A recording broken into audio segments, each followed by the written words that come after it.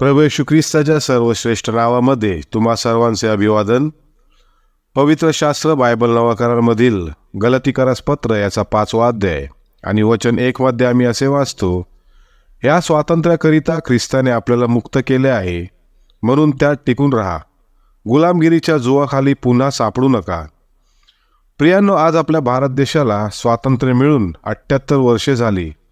विदेशी लोकांच्या गुलामगिरीतून भारत देशाला सोडविण्यासाठी अनेक वीर पुरुषांनी प्राण देखील दिला. परंतु तुम्हाला ठाऊक आहे का, संपूर्ण जगातील मानवजातीच्या पापांसाठी एक वीर पुरुष देवाने ह्या जगात पाठविला होता. तो म्हणजे प्रभू येशू ख्रिस्त, जो देवाचा पुत्र आहे.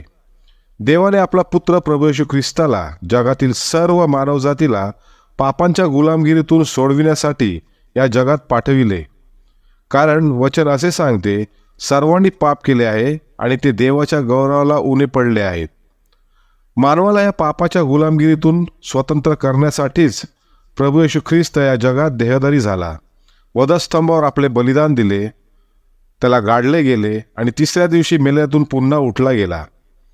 आज जो कोणी व्यक्ती प्रभू येशू ख्रिस्तावर विश्वास ठेवतो, त्याला प्रभू व तारणारा म्हणून स्वीकारतो, त्याचे तारण होते. म्हणजेच तो ह्या पापांच्या गुलामगिरीतून स्वतंत्र होतो आणि त्याला सार्वकालिक जीवन मिळते. तारण झाल्याचे फायदे: पापांची क्षमा, नीतिमत्वता, नियमशास्त्राच्या शापापासून मुक्तता, सार्वकालिक जीवन, देवाच्या कुटुंबात स्वीकारले जाणे, देवाबरोबर शांती आणि पवित्र आत्म्याचा सहवास मिळतो. या सर्व गोष्टी प्रभू येशू ख्रिस्ताद्वारे तुम्हालाही जीवनात व्हाव्यात, हीच देवाजवळ तुमच्यासाठी आम्ही प्रार्थना करीतो. आमेन. धन्यवाद.